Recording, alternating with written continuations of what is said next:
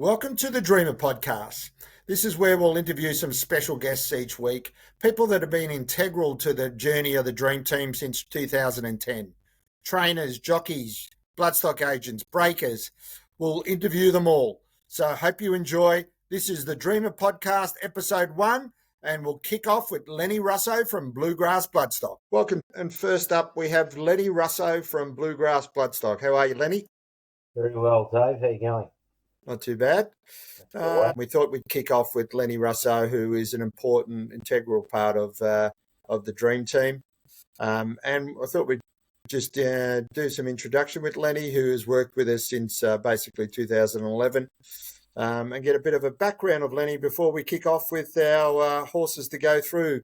We're going to discuss all the 2-year-olds or the yearlings that we purchased that are now 2-year-olds, and go through why we selected them. Lenny was an integral part of that selection process, and where they're at now. I'll give you a bit of an update of where they're at now. So first off, we'll just go through a bit of the background of Lenny.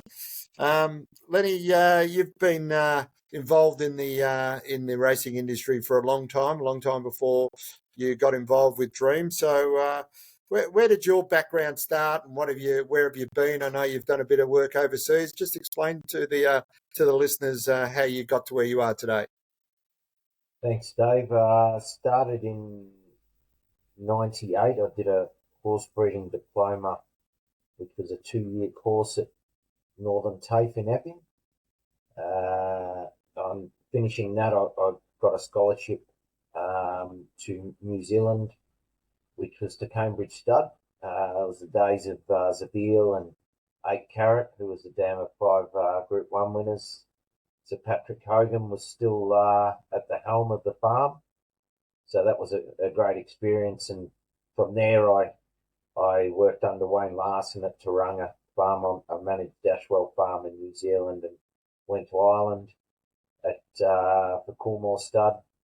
And then worked at some farms in the Hunter, and then my experience sort of went to the racing side. I wanted to learn sort of racehorses part of it, because before was the breeding side. So to learn a different aspect of the industry, and from there I was with John Hawkes at Flemington and Roger James, and then worked at Mornington for a couple of trainers there. So 2010 I started Bluegrass Bloodstock.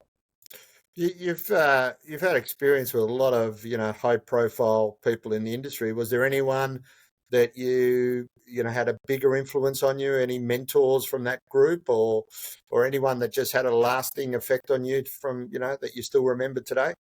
Probably the biggest influence on me is Wayne Larson from Tauranga Farm. Wayne's a very highly regarded reproductive vet in New Zealand, which I quite enjoyed that side of it, the breeding side. But Wayne taught me a lot about conformation in young horses and yearlings, and we would watch that sort of progress when they became racehorses. So a lot of that stuff I still use today, what I learned there. But I have had some great mentors along the way. Trainers like Roger James is a great conditioner of horses, and then the farms in Ireland. Some of the horsemen over there are amazing horsemen. So I've been lucky to work with some great horsemen and brains in the industry, and sort of been a bit of a sponge trying to learn as much as I can, because as you'd know, Dave, it's an industry where you never stop learning. There's stuff to learn all the time. And that, Coolmore, I've been to Coolmore, Australia, in Jerry Plains, in the Hunter Valley, and that's an unbelievable experience. What was Coolmore Island like as an experience? Was that, I'd assume it's even bigger than Coolmore, Australia, and the stud there. Yeah, at the time when I was there, that's in County Tipperary, which is a couple of hours south of Dublin. So it's a beautiful part of the world. They had Sadler's Wells was the main stallion. Whilst I was there, Galileo won the 2000 guineas, and John Magnia's barn at that time. One of my friends worked in his barn because there's barns all over the farm. I worked in Lower Barn. Dane Hill used to come through my barn every morning to get his libido up. But getting back to John Magnia's barn, there was Benediction, which was a dam of might and power. Urban Sea was a dam of Galileo, and Zamarud, who was a dam of King of Kings, and they were in 3 boxes alongside each other. So that was just the sort of bloodstock that was there was phenomenal. That's why some of the best racehorses in the world have come from there. Yeah, and a lot of those stallions, are not with us anymore. So you've had experience with horses that go back in pedigrees of, 5 generations, effectively. So does that help you with what you do today as a bloodstock agent looking at yearlings? Yeah, it does. I think it's something you can always refer back to. I know just little things like that Sadler's Wells line. Remember working the foals. That was year 2001 I was there. They're quite light below the knee, very light below the knee, and with time they would develop bone, but you could see why Galileo, when he came to Australia, because it's that line, why they didn't work here, because that lack of bone on our firmer ground and the way we train, and with the money in 2-year-old racing, it just wasn't conducive to their bone structure. But you know that they would improve, so that those horses can come here as mature horses and perform, but they need to be sparingly raced. So it is stuff like that you can reference back to sort of pedigrees, because different traits and things that those sire lines leave. Yeah, for sure. Yeah, do you notice that with with the horses that you see now as yearlings, the horses that have got those UK and Irish backgrounds and pedigrees and sire lines? Do you notice that's a common thing, or is every stallion line or every stallion different? For instance, Toronado as a stallion, he raced in the UK. When you look at him as a type, when you go to see him at Swettenham, does he look different to the normal sort of UK type stallion? He's suited here because he's got good bone. I think, Dave, as you know, we've had some luck with that High Chaparral line, and it's tended to work here. I think some of those UK horses, sometimes I've noticed, especially some of that German blood, they don't have the greatest feet, and that doesn't work here because of the firmness of our tracks. So you've got to be mindful of that. The bone density. Some horses can be really light of bone. We tend to, and the New Zealand influence as well. They have a lot of bone, which is why the New Zealand horses work here. It's pretty important because we tend to push our horses much earlier because of the money for 2-year-old racing and the appetite for it, and and that's sort of that's come from Star Kingdom and that line. So many slipper winners and stuff like that. So I think with those European line stay-ins, they've got to have the right bone structure to really work here. And your experience over the years before you started Bluegrass, that's helped you sort of understand that kind of bone conformation and things like that? I think so. I think it's just putting everything relative to the racing, jurisdiction that you're in and what works, because it's every every sort of jurisdiction's different. You know, you go to Asia and those horses there, they've got to adapt. They've got to be really good sweaters. Well, you've done a bit of work in Japan, haven't you? So, yeah, like, what are those horses like over there? uh, they're they're hardy, they're tough. Uh, they do possess bone, but um, they have to race on flint hard tracks there, so they've got to be tough. Like the one thing you find from the Japanese style of breeding is if the horses don't perform at the highest level, they won't breed to them. So Yeah. there's no breeding to horses that can't make it at the top level, and that's horses that will bleed, um, that break down and things like that. So your conformation, like in the Japanese sort of the stallions standing there, a lot of our stallions are not conformed like what we would say, you know, correct, but they've run track records on hard tracks.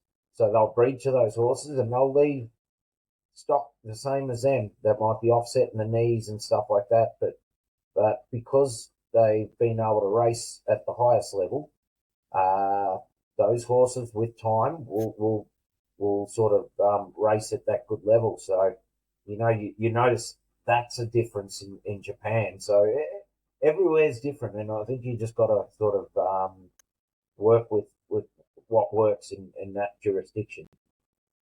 Okay. So I mean, we go around to yearling sales together, and a lot of people think that we're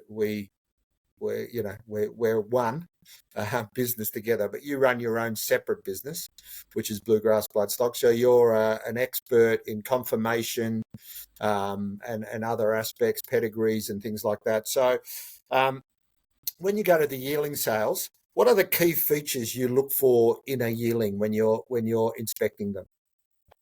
Dave, I think everyone's different, but for mine, we obviously work closely together with our selection of yearlings. The most important thing is temperament.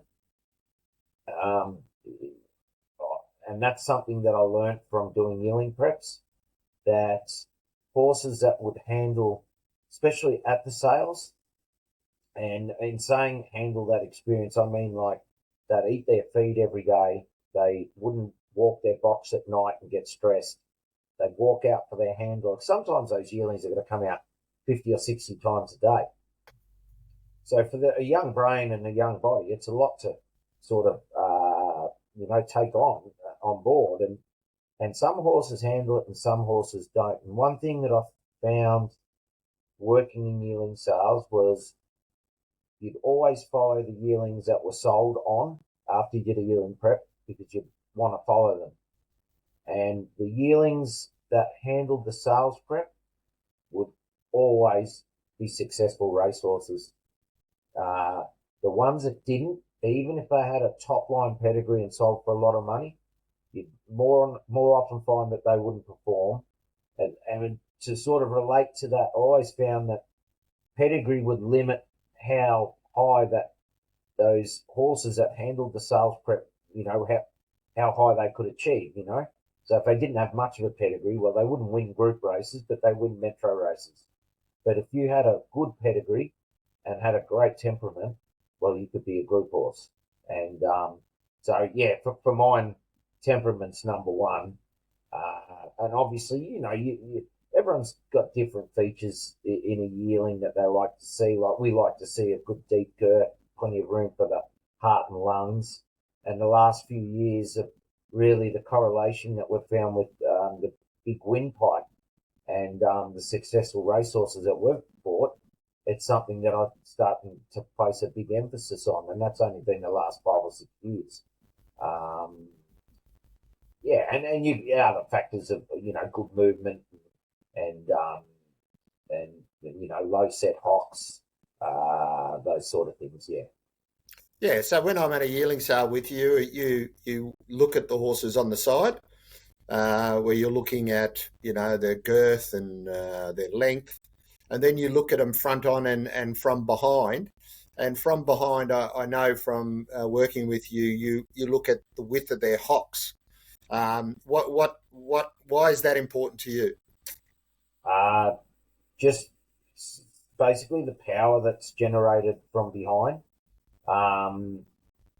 Now, something that I've picked up the last couple of years, and that's the thing with this game, is you're always learning, is that width between the hocks. I'm always looking at width between the hocks, but sometimes you'll find, and I've purchased a couple of horses now, where they've actually been close in at the hocks, but they're stayers, and it's related to Sir Tristram line horses, and they've been successful. So I think it is something that you can forgive, but I think it's a non-negotiable for a sprinter, because a sprinter needs a heap of power from their hindquarter. So they've got to have that sort of width between the hocks and good low set hocks so they can get that drive in underneath them. Yeah. And what's some of the features that, some people talk about, the buzzwords like slack pastons and things like that. What are the features that you can forgive? I mean, you've sort of talked about the hocks anyway, but what are other features that you look at a horse and you go, well, yes, they are. This is wrong with them, but you can forgive them. Well, I know from working on the breeding farms, you go out into a broodmare paddock and you'll see these mares, and they've been stakes winners and things like that, and great race mares. And you look at them front on, and they've got the most horrible front legs, like offset knees. And then you go to the races and you'll see the same thing. Like you see these mares running around, and sometimes it's colts, but mares don't tend to be as top heavy as the colts, and they'll be offset in the knees. So that's one thing. I think as long as they track through pretty straight, offset knees in fillies, you can forgive, because they won't generally break down from that. But sometimes those colts that get really heavy chested, you got to be pretty wary of, like, sort of offset knees, especially if they're not tracking through straight. Same with back at the knee, and some will say, you've got to stay away from back at the knee horses. Danehill used to come through my barn every morning at Coolmore, and he was back at the knee. He was a Group 1 winner, and a lot of his best horses were back at the knee. So, there is certain things you can forgive and be mindful of, but it ain't going to stop them running fast. So basically what you've just described is that people that think they can just look at a pedigree page and pick out a champion, there's a lot more work than that. Then there's, all of those things that you've discussed. And that's why we do all the research that we do. And that's why I partner up with you, because that's something that I'm not an expert in, and you're the expert. And that's why we get together and go through these yearling sales together. Yeah, I think you've got to have the process, Dave, like we do, and you keep refining it. I think we've got a pretty good process at the moment, and that's from examining the pedigree pages before we attend a sale, and sometimes you're going out to farms before the sale to have a look at the progress of yearlings, and your catalogue is very important, going through before and then getting to the sale, inspecting yearlings, and then your vet that you use to look at the x-rays, which are in a repository, and then you get a physical inspection from a vet as well. There's a lot that goes into it. Just, I think, trying to eliminate as much risk as you can, and you need an element of luck, but I think with that, you make your own luck, and buying off good farms, and like we try and do, and trying to get as not good a racehorse as we can. Lenny, you often look at a full catalogue of yearlings at every sale. That's very time consuming, and I'm sure you're dealing with many different clients, not only just not only just Dream. So how do you charge for your services? Are you charging people for all the work you're doing all the time, or is it based on purchases? Majority of my work, Dave, is a commission base at the sales. So I charge 5% on purchase of purchase price. There are occasions where you go to the sales where a trainer won't be able to attend on up until the day of the sale, and they might say, "Can you do a list for me?" And I want 30 horses on the list, so I'll charge for that list, and that charge will be dependent on what sale it is. Magic Millions has got over 1,000 horses in January, and then you might have a national sale that's got 400 horses. So, yeah. Yeah. So basically, if anyone was interested, other than obviously we do a lot of work together, you've basically gone to every yearling sale and looked every horse, and you can give them an opinion or do any purchases for people while you're at a sale. That's right. Yeah. That's right. So all of that work you do, if none of your clients buy, then that's basically just time lost for you. It happens. Yeah, it's a tough job, and there's not many people who would go and spend that much time looking at every yearling without having commitment. But that's why you're so good at what you do, it mate. helps you get better too. It's you learn from it. Yeah. What's your opinion of late foals, mate?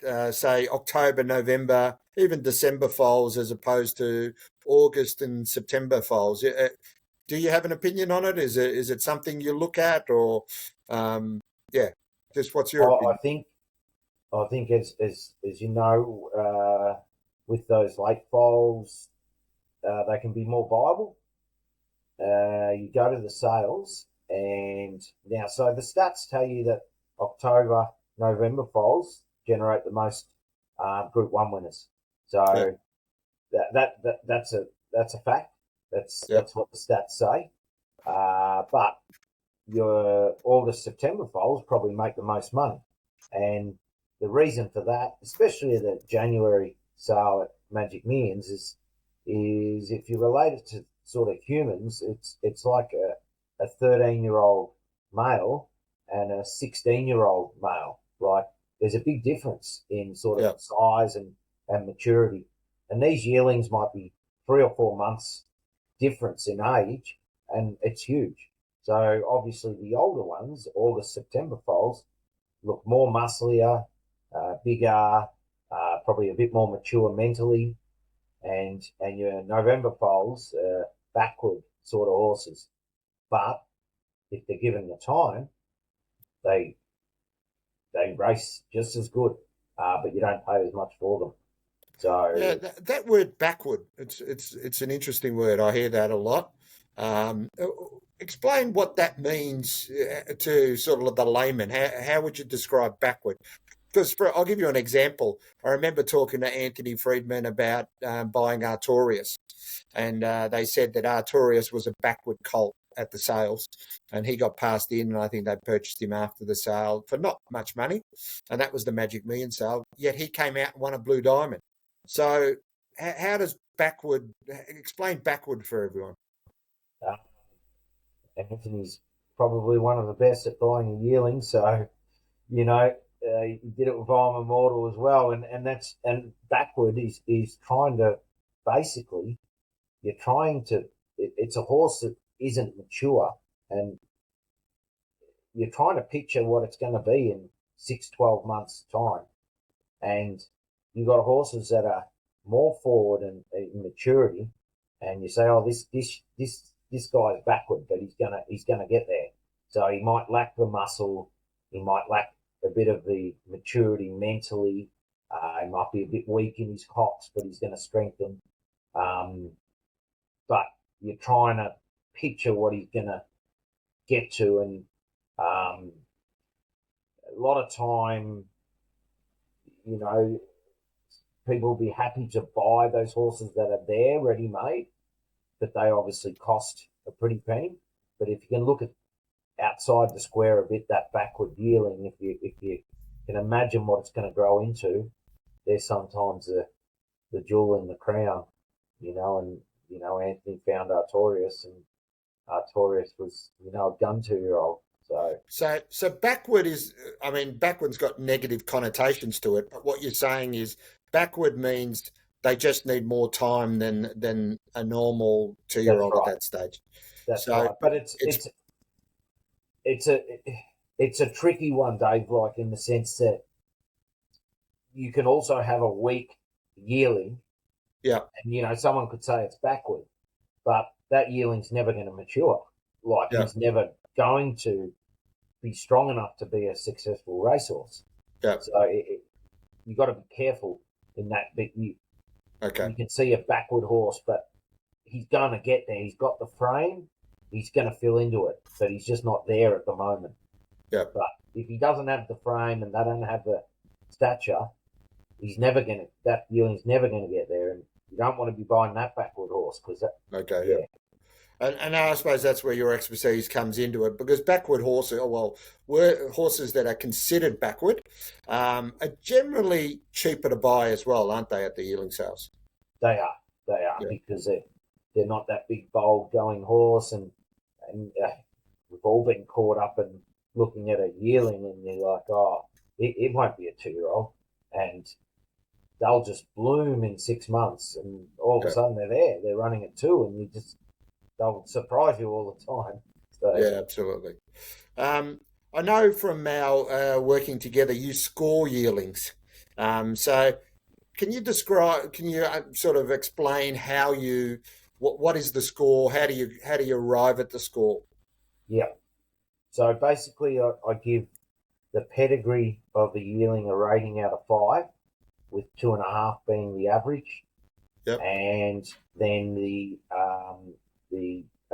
type of horse out of 5, with 2.5 being the average, and then a total. I add those two totals and put it out of 10. More emphasis is placed on the type for me than the pedigree. Yep. And horses that rate a 2.5, we buy, because that's the average, and that can be a nice horse.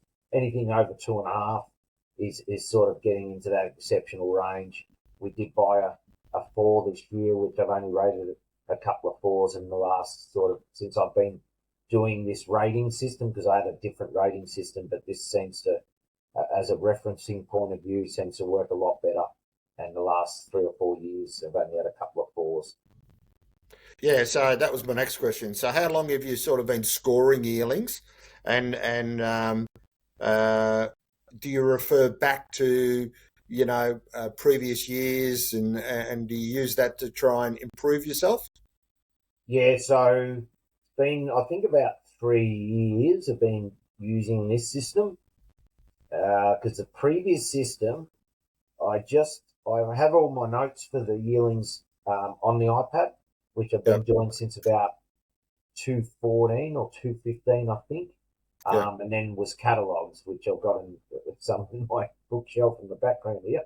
But don't use that anymore. And with the iPad, we can just reference, a sale I attended in 2016 and have a look what I said about that yearling. But I used to use a different rating system then, and it's just really hard to reference. Whereas now, I can just look back at last year's sale at Magic Millions and see, that yearling I rated a 3 out of 5 for a type. I automatically know, I don't even need to look at my comments, that's a really nice yearling, because it's a 3 out of 5. So I don't even need to see what I said. I just can straight away know, it's a nice horse. So that helps like that. Yep. And have you noticed any I don't know, improvement in your selection process since you started the scoring system? I think it just helps the whole process, of referencing. How I look at yearlings hasn't changed. That obviously you refine things, you learn things like what I was saying before about the width between the hocks and staying horses, and but in terms of, I just think the rating system helps me for referencing on and going back and making it a lot more make things quicker. Lenny, you've helped me with some broodmare matings in the past. I do a bit of breeding privately, and how do you work through that process? So you basically give me a list of stallions to mate up with my mares, and then you organise the service for me. How do you go through that process, and how do you charge for that service? So basically, there's two types of when you're breeding. You're so in your sort of thing, you're trying to breed commercially and sell at sales. And then there's some clients that will just want to breed to race. So breeding to race and breeding commercially are completely different. So that's the first thing that you've got to look at. When we're breeding commercially, we're obviously trying to breed the most sellable yearling at the sales. So you're trying to complement that mare with a stallion. So if your mare may have an offset knee or something like that, well, you're not going to breed her to a stallion that has an offset knee or leaves offset legs. You've got to try and tidy that up. Or if your mare's small, well, you want to put some size in her, you're not going to breed her to a small stallion. So that confirmation part is important, and then the second part of it is your pedigree. So you're wanting a cross that has worked in the past, where there's been superior horses bred. So there's a program like Goldmine, which you can reference back, and you can put in a dam sire and see what are all the Group 1 winners or stakes winners that have been left that broodmare sire, and you can have a look at what sire lines have worked. So that's a handy tool. So you got to utilize that. So with that, I do that work, and the client, like, you put that effort in and to find the right stallion, and then basically the farms will pay you a 5% com on the service fee. So you'll try and get the best price for your client, and for the time you put in for your client, the client gives you the opportunity to book in their mare, and that's how you get paid. So the stud farm pays you directly. So once the foal is born, like if the mare doesn't get in foal or she has a dead foal, well, you don't get paid. It's like going to the yearling sales and not buying the yearling. Yeah. But that's an arrangement that the studs have with all bloodstock agents. It's not just a special deal or anything like that. No, that's an arrangement that they have with the bloodstock agents, and they'll generally give you the best price that can be had, and so that's how it basically works. Yeah, and I noticed with my matings, I mean, there's a recommended retail price that is advertised, but you've always been able to get me a better deal.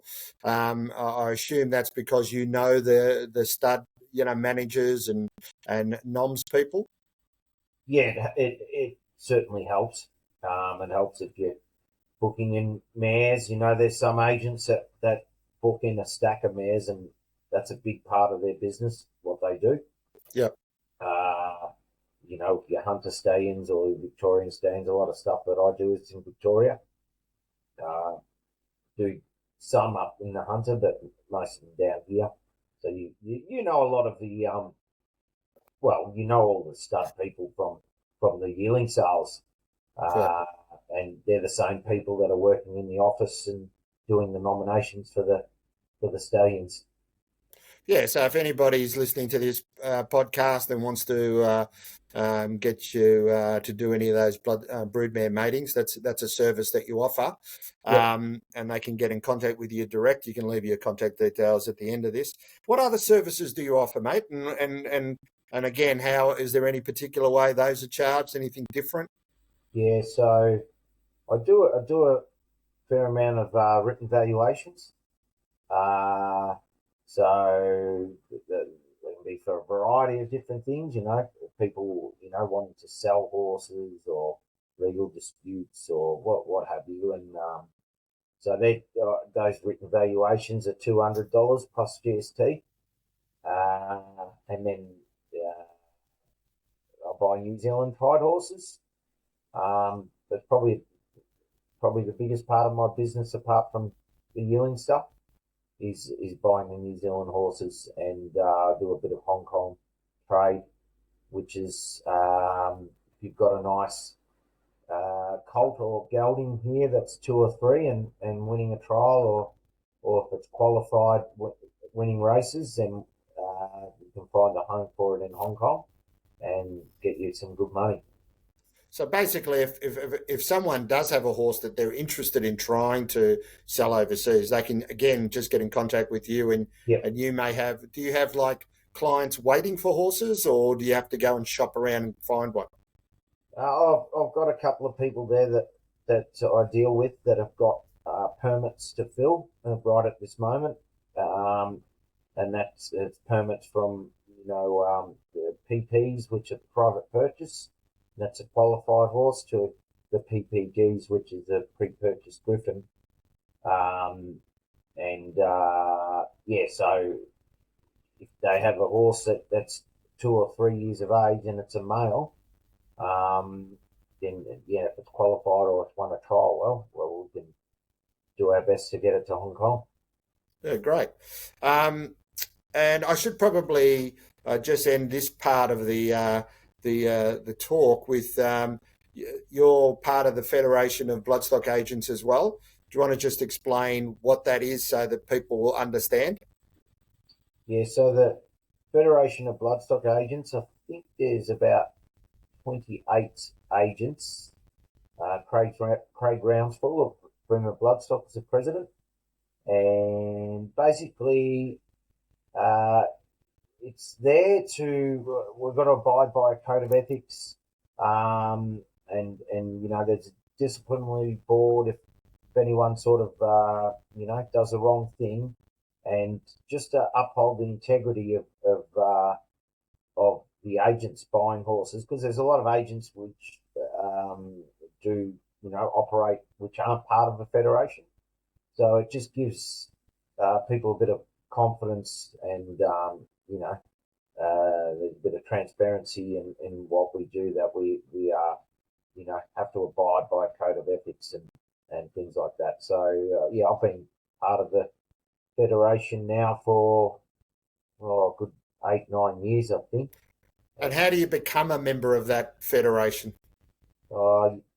It used to be you had to have like about 3 or 4 years minimum of experience, and then you had to have a letter written by a member of the board, and then it's seconded by someone else, and then that letter would go to the board of directors, and they would basically go through the resume of that person applying. That's still the case now. I think the prerequisites have changed a little bit, to sort of get into the federation, that I know there've been people apply in the last couple of years that they've put their submissions and they haven't got into the federation. So there is a bit of criteria there to get in. Well, you should be proud that you are a member, mate, because you do an excellent job. Do you want to just leave your contact details for anyone listening? What's your mobile number? Yeah, the mobile's 0432 518 378, and the email address is leonard@bluegrassbloodstock.com.au. All right, and we'll post that information as well on the podcast. So now we wanted to go through our purchases for this year. So they were from the yearling sales. They are now 2-year-old as of the 1st of August. They turned 2-year-old. So we'll go through one by one and just give a bit of an overview of what you sort of picked out with these yearlings, why we purchased them, and any other information you might have that you want to throw in. So we'll kick off first with the Star Turn Crystal Rock 2-year-old colt that we purchased from Inglis Classic Sale that was in February this year. And what were the things that stood out for you in viewing this colt? So, Dave, there's a backstory with this colt, with the family. We bought a filly Dynamite years back that showed basically the trainers were thinking she was Group 1 potential. Yep. She was odds-on favourite at her first start at Moonee Valley, and things, didn't work out for her. She lost her life. With that filly, we've been very interested in this pedigree, Crystal Rock, the Dam. Yes. Big parade. We were a big fan of him. He's Group 1 placed. We weren't able to purchase him. We tried. People probably want to know why we didn't buy him, because he ended up being one of the best sprinters going around. He was by deep field. He was first season deep field. I think he went for 300,000, if I recall, from the classic sale as well. And it was just a big risk to go with a first season sire. Now looking back at deep field, it was probably a bargain. But at that time we didn't go with him. So so we saw this colt, and what stood out to you, mate? Well, he's the best one we've seen out of the family. He was a 4, so I rate him out of 5. And as I said, like the rating system the last 3 years, I think might be the second or third 4 I've rated. He's just a beautiful colt. He's very balanced. He had a big, deep girth on him. Great width between his hocks. He's a really good moving horse. Just loved him as soon as I seen him. I think you were the same, and we were just like, oh, we've got to have this colt. He's the nicest one. I think the mare's obviously produced Dynamite, who the stable, she won a trial at Sandown by 10 lengths before she went to Moonee Valley. That was a Kieran Maher stable. They had huge wraps on her. And then Big Parade's obviously showing Group 1 potential, being Group 1 placed in a Galaxy. So it's happened twice for the mare, so we think it can happen a third time, and this bloke's going to be the one. Yeah, and this horse is not backward; he's quite forward. So when we saw him, he looked like a ready-made racehorse, didn't he? He certainly did. Now, talking about Hong Kong before, Star Turn has got huge, following in Hong Kong. They absolutely love him. So the other thing with this bloke, I know he was over 200,000, I think, as a purchase. Yeah, he was. As a pre-purchase, like to Hong Kong, they'd pay $1 million for a horse like that if he had the required form as a young horse. It's interesting. Star Turn is probably the thing that actually held this colt back, because otherwise he probably was a $500,000 colt. But Star Turn's got phenomenal stats, hasn't he, as a stallion, that some people mightn't actually even realise. Is it something like 70% winners to runners or something like that? Yeah, that's right. He does a really good job. Yeah, really good job. So that's definitely not a negative for this colt. I think it's a positive. I think he's a good stallion. I think the mare's done a good job. I think he's just got everything going for him.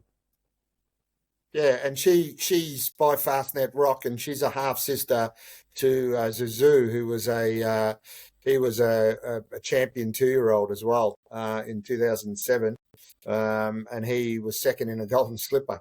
So and second actually in a Blue Diamond as well, Zizou. So he was an outstanding racehorse, and she's a half sister to him. So, exciting pedigree. I think he's probably one of the best horses that we've purchased over the years, and he's with Joe Pride, being trained out of Warwick Farm. Joe loves him. He's had him in the stables for the last couple of weeks, and just giving him an educational prep. He was broken in by Greg Bennett down at Thenford Farm. Greg will be one of our guests in future podcasts, and he's a big rap for this horse. So yeah, quite exciting to have a horse like this in the dream colours, and still shares available in that colt. So if anyone is interested, I think he's a horse that, you can make big big predictions about horses, but yeah, he's definitely a sprinter. He's built to be a sprinter. He looks like a ready-made racehorse, and I would hope that he would develop into a group sprinter. And hopefully one day, it's always a dream to get a horse to the Everest, and this horse, hopefully, as a 4 and 5 year old, would be the type you would hope to get there with his pedigree. The next horse we'll talk about is the Toronado Shine on Anna colt that we bought from Easter. Again, Toronado's another stallion that's very popular with Hong Kong, and his yearlings has been just popular overall. So what were the things that stood out about this colt for you at the Easter sale, mate? So this colt, so we're talking about horses with improvement. Yep. I think he's got a frame, and he's a really nice balanced colt. But I think there's some really nice improvement there. I think it's a line that we've had good luck with Mr. Sneaky, who was a Group 1 placed horse, and Mr. So and So, who is So You Think. So this horse really stood out. It was a horse that line that works well. He moves really well. I rated him a 3 out of 5. He's above average.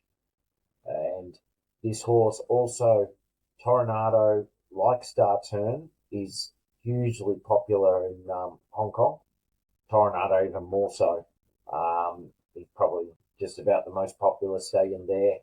And to have a colt by Toronado at the price point that this guy's at, there's a huge opportunity that you could make nice money as a resale point of view to Hong Kong. Not saying that that's what you're sort of setting out to do with this colt, but it's just another thing. If you're buying a share in a colt like this, you got the option to be racing, but you also got the option of Hong Kong knocking on your door and offering, 7 figures. Yeah, and the interesting thing about this colt is, he is a mid-November foal, and that's kind of why he didn't go for the high-priced colts do at Easter. When we did purchase him, Anthony Friedman was a big fan of this colt as well. He was straight onto us as soon as we purchased him, and wanted to train this horse, because he highlighted him as a bit of a sneaky in this sale as well. This horse is a half brother to See You in Heaven, and See You in Heaven won the Behemoth Stakes on Saturday at Morphettville. That was second year in a row that she's won that. She's got amazing stats, this mare. She's had 16 starts. She's had 6 wins, which have all been at stakes level, and she's had 6 placings, and they've all been at stakes level. She's outstanding, and she's by a sire called Divine Prophet that we're a big fan of as well. Divine Prophet is in a high-profile stallion. So this is what we would call a stallion upgrade, isn't it, Lenny? Where the stallion that we've purchased is more of a high-profile stallion to this mare than one of her stakes winners. Yeah, I think Toronado is standing for it's about 88,000, something like that. Divine Prophet would be 15. Yeah, 15, I think he was, something like that. Yeah, he's now in New Zealand. And so I think Divine Prophet's a full brother to Prasia. Yeah, he is. Yeah, he is. Yeah. So it's great blood, but you would consider Toronado a big upgrade, and I think he's great value, this colt, what he was purchased for. Yeah. The other thing about Shine on Anna, actually, and people may not know the name well enough, I think she only had 5 starts. She had 2 wins. She was actually favourite for the 1,000 Guineas, the 3-year-old fillies race during the Spring Carnival at Caulfield, the mile race. She was actually early favourite for that race until she broke down. So she was retired early. and she's already produced, a great horse in See You in Heaven. She actually had a couple other really nice horses, and a Man and Alaskan Sun. So she's been a great producer, and as you say, probably the only reason that this horse got under the guard was that he was a mid-November foal, and you mentioned earlier that the November foals have great stats as being stakes winners compared to earlier, August, September foals. So very happy to have this colt, and then with the See You in Heaven continuing on her spring, to have a big spring campaign. There's only upside with that colt. So next up is the Russian Camelot Van Dancer colt that we purchased from the English Premier Sale in Melbourne. He was the highest priced Russian Camelot sold at the Premier Sale this year. And what was the features about him that you liked when you saw him, Lenny? So I thought he was a very athletic. He's correct. He moved really well, and he had a really nice angle to his shoulder, which suggests that he's going to have a really good stride length. There's going to be good extension in his front legs, and the way he moves sort of suggested that. He also, I measure the width of their windpipe, and been doing that the last 4 or 5 years. So obviously, the bigger the windpipe, you're sort of working on the more oxygen they can get sort of down to their lungs. And the correlation between our better performed horses with the big windpipe it's been amazing. So this guy's got a 3. So that's the average being a 2. So he's above the average, well above the average. He's a 3 on type as well. And I know purchasing this colt, Danny O'Brien purchased a Russian Camelot at the Classic Sale for 180, which we rated at 3. But I actually preferred the English purchase, and I know Danny was straight on to us as soon as we purchased this colt, as he was underbidder, and he wanted to train this guy, and he reckoned he's every bit as good as the other one he bought. And obviously he was a trainer of Russian Camelot, who was such a good racehorse. Yeah, this colt was, I think, one of the standouts of the Premier Sale as well. Again, he was the highest priced Russian Camelot, but he was still at good value. Russian Camelot's a first season sire, but Russian Camelot himself ran second in a Cox Plate, ran second in an All-Star Mile. He raced at the top grade. He was actually a Group 1 winner himself of the Underwood Stakes and the South Australian Derby. So he raced at the top level throughout. And Van Dancer, the dam, is by Savabeel. She was stakes placed at Group 3 level. And this is only the third foal that she's produced. The first foal she produced was a horse called Golden Express, and he was sold off to Hong Kong, and he was a bit of a superstar over there in Hong Kong. He won some races in devastating fashion. He was ill-fated, unfortunately, and hasn't gone on in Hong Kong and was passed away, unfortunately, through an accident. But he won 3 of his. He had 5 wins, and he had 3 in succession at one stage. And he was looking to be one of the best sprinters in Hong Kong. So this mare is already produced. Our colt, we expect to be a middle distance type, and he's been very popular, and I'm not surprised. He's a great looking colt. He's not going to be a 2-year-old that will win a Blue Diamond. He'll probably be a late 2-year-old, but as a spring 3-year-old aiming towards a Caulfield Guineas, I can just see this horse lining up in a Caulfield Guineas and being one of the main chances in one. So anyone still interested in any of those colts we've already talked about, the Toronado, the Russian Camelot, or the Star Turn, you can contact me on 0416 105 666, and still shares available. They are very popular, so I wouldn't delay. As spring emerges, a lot of people want to start buying their shares and horses for the upcoming carnivals, so they have been popular.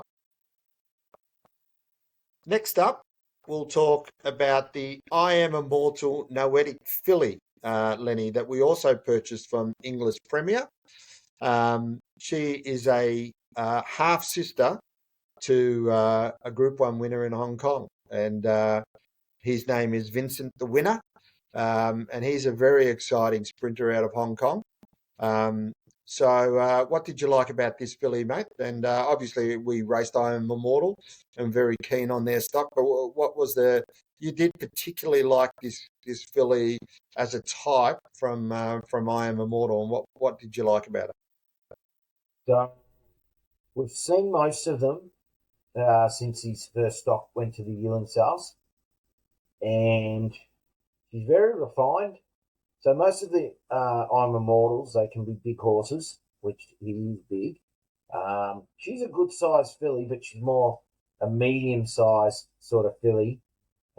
Short backed, which suggests she's going to mature early.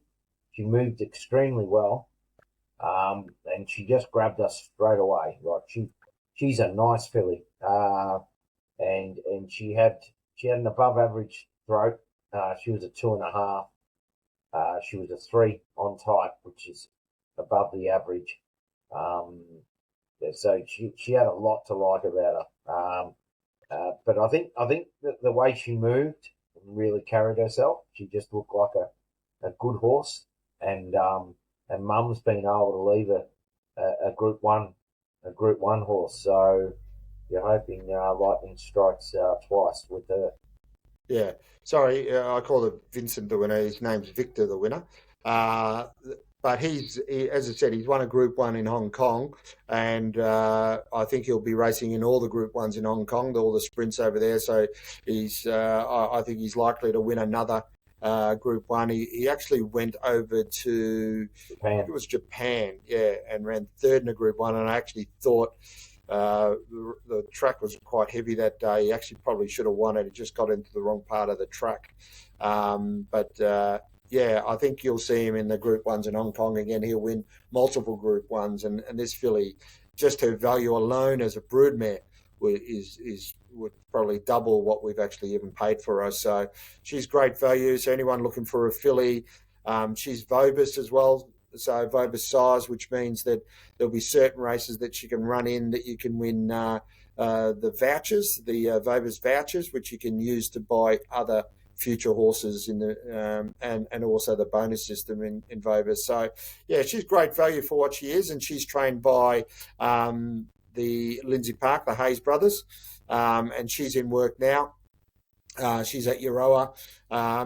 Pretty much just having an educational prep, but she's starting to learn all the ropes of what needs to be happening, all the tracks at Euroa. She'll end up coming to Flemington or Pakenham for a bit of education as well. So yeah, still shares available in her. Next up, actually this was the first yearling we purchased for the year at the Gold Coast Magic Million sale. This is a sale that is notorious for being quite expensive. You do tend to pay a premium on your horses there, and we purchased a colt there by Encryption out of Lady Bing, and he was the highest priced Encryption sold. I think he's actually the highest priced Encryption sold to date. So he was an outstanding type. And what did you like about this colt, Lenny? This Encryption, yeah, the Lady Bing, was a big colt, plenty of leg underneath him, and good moving horse. Had an above average throat as well, 2.5. So definitely a flashy looking colt, and really took our eye as soon as you sort of seen him. Yeah. Yeah, well, Encryption puts a lot of strength and good bone into these horses, and this horse is just exactly like that. He was a big, strong colt. It was a good mover. Particularly interested us as well was he is out of a Sebring mare, Lady Bing. Lady Bing won 3 races in as a mare, and she was a sort of a sprinter miler type. And that's just the same cross as our good horse in Queensland, Encoda.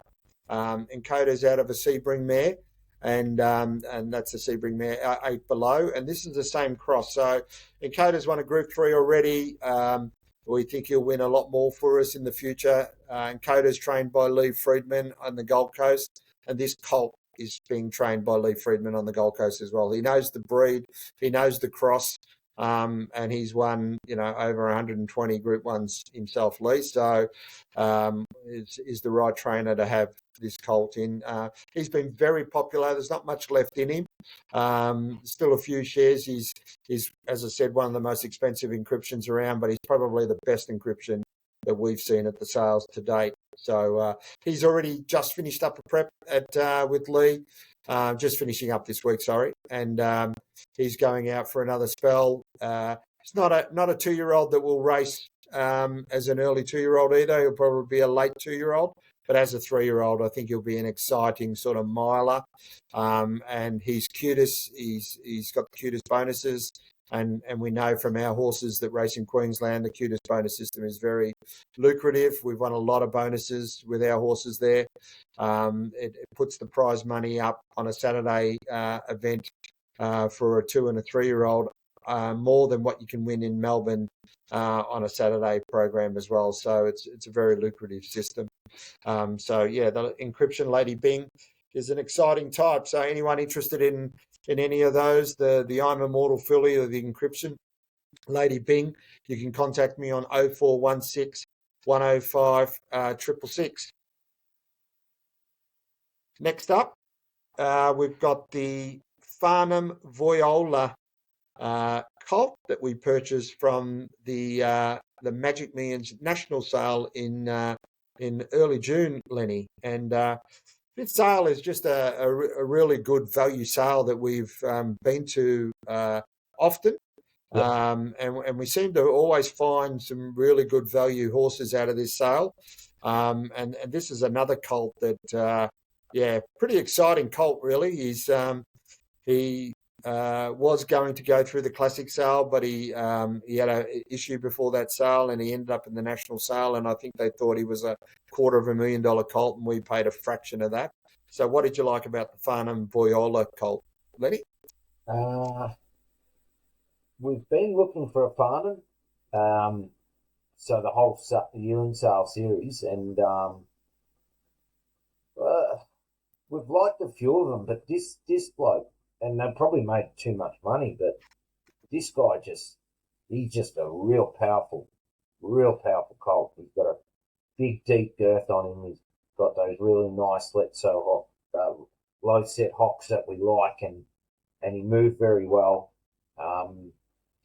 It just looks a runner, like proper runner, and fast. There was a lot to like about him. I thought he probably nearly, out of everything we purchased in terms of value, amazing value. And he's a 3 rating on type, and there was a lot to like. Yeah, I mean, as the Yearling sales progress, you talk to a lot of the stud managers, and we'd been talking to a lot of people there and talked to them about Farnhams, and a lot of the early spruik was that the Farnhams were, great types, broken in well, looked like early runners, and then we found this colt at the national sale, and he's not going to be a big colt. He's only going to be a medium-sized colt, but he looks like a runner. He looks like an early 2-year-old. He's broken in great. He's going to be trained by Matthew Dunn at Murwillumbah, because he is Bob's this horse, even though we bought him in from Queensland. He's got the Bob's bonuses on him. So we've given him to Matthew Dunn. The reason we've done that is that Matthew sort of gives us 2 options. If they're really good Saturday class horses in Sydney, he'll travel them down to Rosehill and Randwick and run them in highways or the early 2-year-old races. And if they're not progressing as well as Saturday city class horses in Sydney, we can move them to Eagle Farm or Doomben and run them on a Saturday in Queensland and still pick up some good prize money for the 2-year-old races there. So we get sort of 2 bites at the cherry with Matthew and his Magic Millions horse as well. So we think he'll run. before Christmas, this 2-year-old.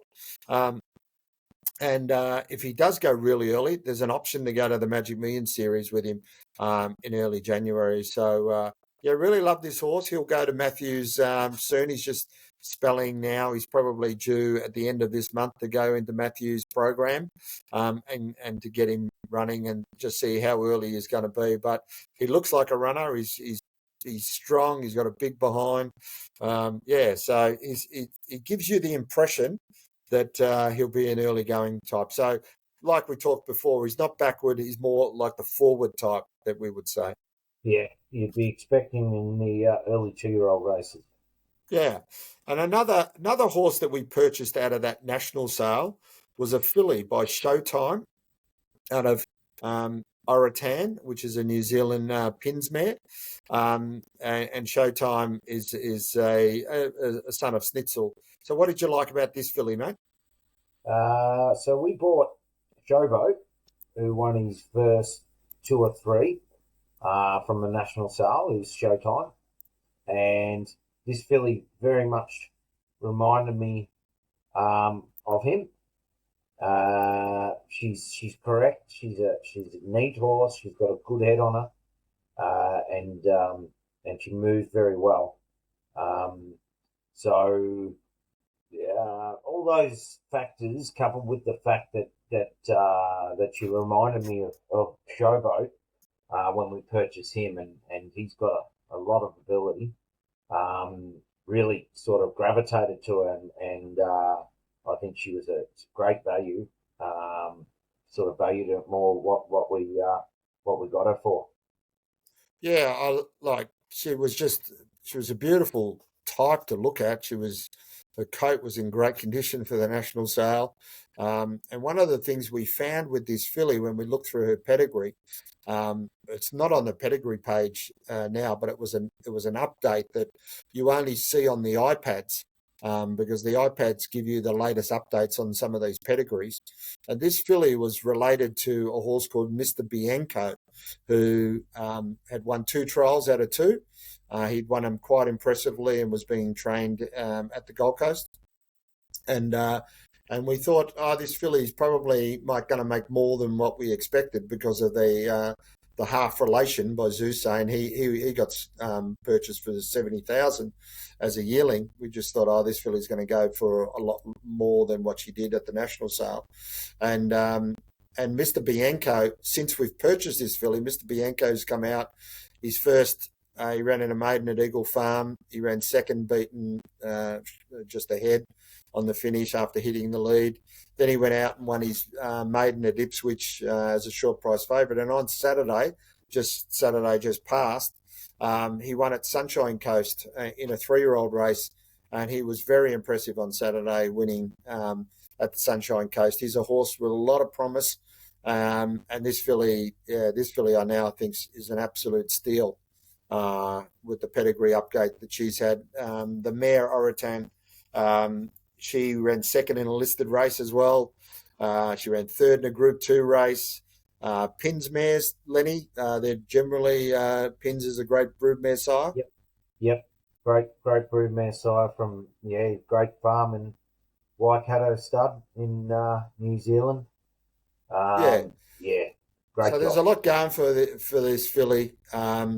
And the mare Oratan has now produced 4 winners from 5 to race.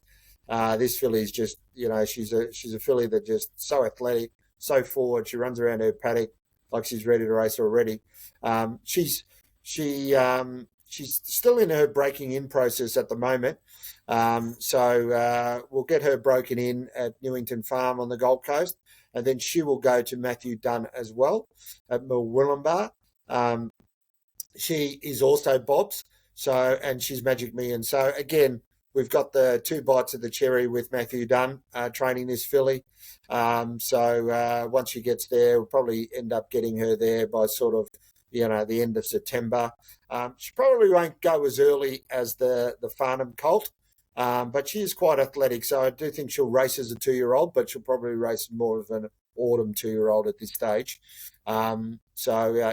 Great value. Anyone looking to get in at a sort of the lower end the scale with a racehorse. The Showtime filly is definitely one to look out for, and shares available in the Farnham and the Showtime, the Farnham Colt, the Showtime filly. The last one to finalise everything, Lenny, is a horse that we didn't purchase from the Yearling sales, but we were aware of this colt. So we purchased, last year we purchased a horse called by Encryption out of Lady Provocateur. She was a filly called Valvoline that raced as a 2-year-old. Unfortunately, at her first start, she fractured her pelvis and had to be put down.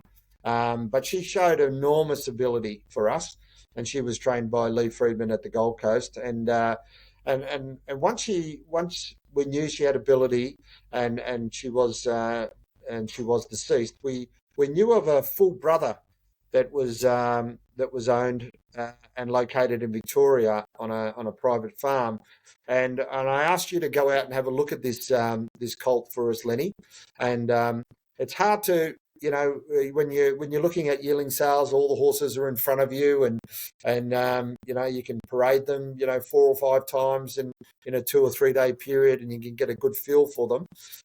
But you had to drive out, I think, a couple of hours to go and see this colt, and the conditions he was in wasn't the most lush of green paddocks. So what did you like about this colt, Lenny, that made you sort of recommend to us that he was worth purchasing? So he was out Shepparton way. It was like out the Nullarbor Plain. There wasn't much pasture. It was red dirt. As soon as I got there, this colt was he was in a box by himself, and he'd been brought in from his paddock, and there were no other horses around, and just out in the middle of nowhere. And the first thing I thought was, gee, this colt must have a really good temperament, because he was just standing there. And then the handlers brought him out to parade him, and he just stood there. I had a good look at him, and he's a colt with a great frame, but when we're talking about improvement, you could just see this guy was going to be a nice horse. But he needed some good feed, some good exercise, and just what he'd get at a pre-training establishment, and when he gets broken in. And on top of that, once he started moving, beautiful moving horse. I actually rated him 3 out of 5.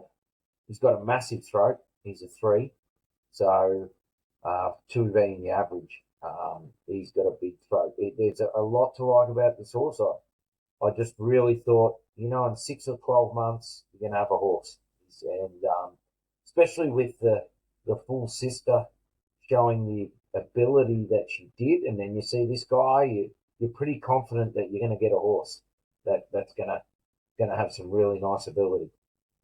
Yeah, well, you're right, because once we purchased him, I think we got him, I can't remember where it was. I think it was about May, around about May. Yeah, it was before the national sale.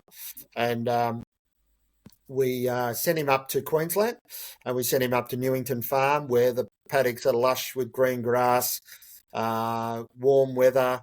And we put him in the paddock with Julian Blaxland at Newington Farm, and I just said to Julian, just give this colt a bit of time in the paddocks and just let him eat and grow. And Julian has reported that he has just grown and filled out his frame, put on great condition. He's been broken in already, and he just continues to improve and improve. So in the 3 months that we've had him, he's come on leaps and bounds. He was very hairy in the coat when he got to Queensland. He's now starting to shed that coat, and he'll be one of the surprise packets once the summer season gets around. And he'll be trained by Lee Friedman as well, who trained his full sister Valvoline. So Valvoline was the third foal out of this is a Pins mare as well, Lady Provocateur. She was a 2-time winner. She ran a placing in at Moonee Valley. At Caulfield, I should say. Sorry, not Moonee Valley, Caulfield. And so she's lightly raced. But she produced Valvoline, who we think was going to be a pretty exciting filly, the full brother. So we're hoping that this cross sort of really works for us. Again, he's at a very good entry price for people looking at a more affordable entry price for a horse. So for a colt, a very, very exciting prospect. And I think once he starts getting into his work around, sort of that November, December period, we'll really start to see a really nice horse develop. He's already showing that he's got the same sort of frame as what Valvoline had now. You can just see it. Yeah, he's a very similar type. And it's only the trained eye like yourself that could really see that, because when we purchased him, he was a bit of an ugly duckling, but now he's just growing into a beautiful horse. And again, that's testament to your work, Lenny, that you can see through all of that.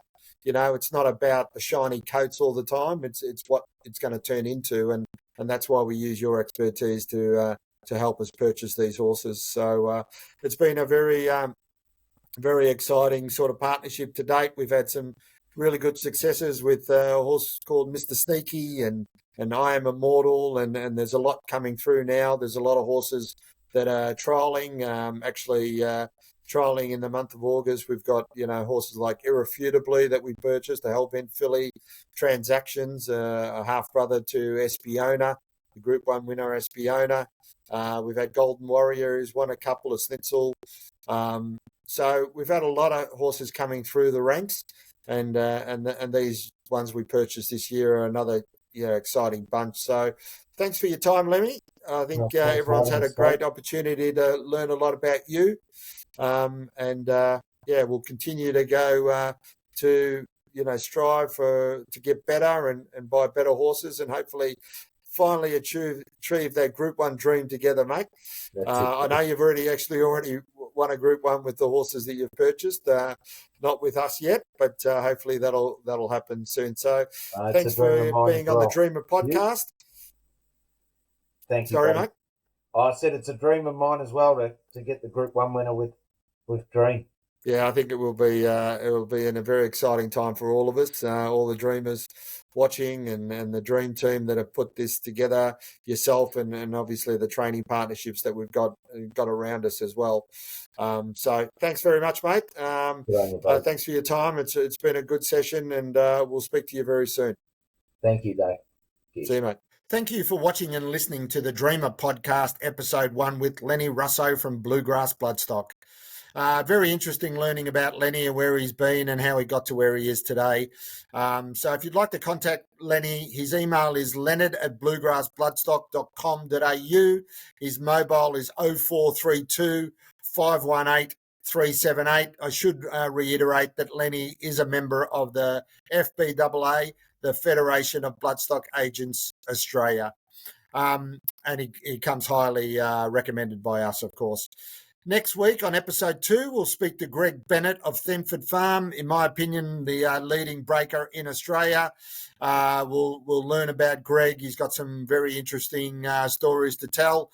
And he did break in 4 of our yearlings through the year, so we'll talk about them as well. So hopefully you'll be able to join us next week. In the meantime, keep living the dream.